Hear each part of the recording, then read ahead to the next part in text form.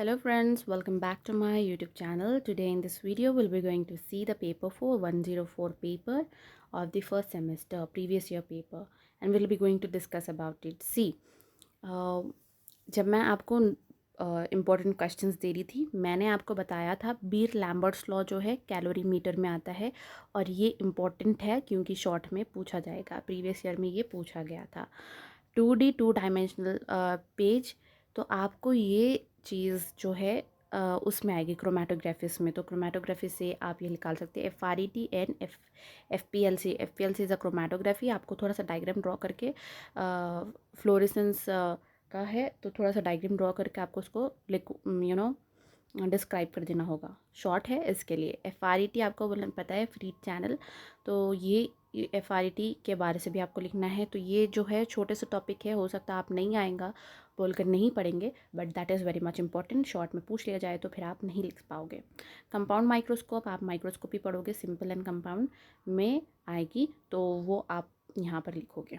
और मैंने आपको बताया था कि 6th वाले आंसर यानी कि आपको जो भी यूनिट है जिसके अंदर आपको ये टेक्निक्स है जैसे कि क्रोमेटोग्राफी टेक्निक्स दिया हुआ है और एक जगह दिया है स्पेक्ट्रोस्कोपी एंड कैलोरीमेट्री. तो आपको याद रखना है कि spectroscopy is very very very much important. ठीक है, तो आप एक काम कर ले, या तो स्पेक्ट्रोस्कोपी के पूरे पढ़ लीजिए या फिर आप क्रोमेटोग्राफी पढ़ लीजिए. आपकी चॉइस पे है.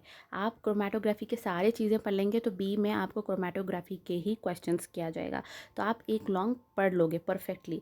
अगर आपको ऊपर वाला छोड़ना है तो छोड़ सकते हो. आप कैलोरीमेट्री नहीं पढ़ सकते. कैलोरीमेट्री में से आपको बी लैम्बर्ट्स लॉ का प्रिंसिपल पढ़ना होगा.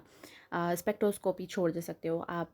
स्पेक्ट्रोफोटोमीटर वो भी छोड़ दे सकते हो. वो सारी चीज़ें छोड़ देंगे तो आपको क्रोमेटोग्राफी अच्छे से पढ़ना होगा क्योंकि वो लॉन्ग में पूछा जाएगा. ठीक है, अब अगर हम 7th वाले क्वेश्चन में देखेंगे तो यहाँ पर पूछा गया radio isotopes use to study DNA application. DNA application में जो रेडियो आइसोटोप्स यूज हुए थे, आपको डीएनए एप्लीकेशन के बारे से पता था. N14 N15 वगैरह वो आइसोटोप्स यूज़ किए गए थे. आप उसके बारे से लिखो या फिर अल्ट्रा सेंट्रीफ्यूगेशन प्रिंसिपल के बारे से लिखो. सेंट्रीफिकेशन आप पढ़ रहे हो तो अल्ट्रा सेंट्रीफिकेशन इंपॉर्टेंट है. अल्ट्रा सेंट्रीफिकेशन में क्या क्या आता हो वो आपने पढ़ा होगा, है ना. और मैंने ये प्लांट टिश्यू कल्चर का भी और एनिमल टिश्यू कल्चर का भी मैंने आपको नोट्स दिया हुआ है. बट यहाँ पर आप एक चीज़ दिमाग में रख लीजिए कि plant tissue culture animal tissue culture के जो भी मैंने नोट्स दिए हैं उसके डायग्राम्स नहीं दिए हैं. तो आप डायग्राम इंटरनेट से निकाल लीजिए और एक डायग्राम वो ड्रॉ कर दीजिए जो भी आप टॉपिक लिखते हो. ठीक है, अब इसके बाद यहाँ पर एक क्वेश्चन है फेज कंट्रास्ट माइक्रोस्कोपी. या तो आप माइक्रोस्कोपी पढ़ लो या फिर टिश्यू कल्चर के रिलेटेड पढ़ लो, उसमें से एक क्वेश्चन लिख सकोगे. ठीक है, तो ये जो है हमने देखा, ये जो है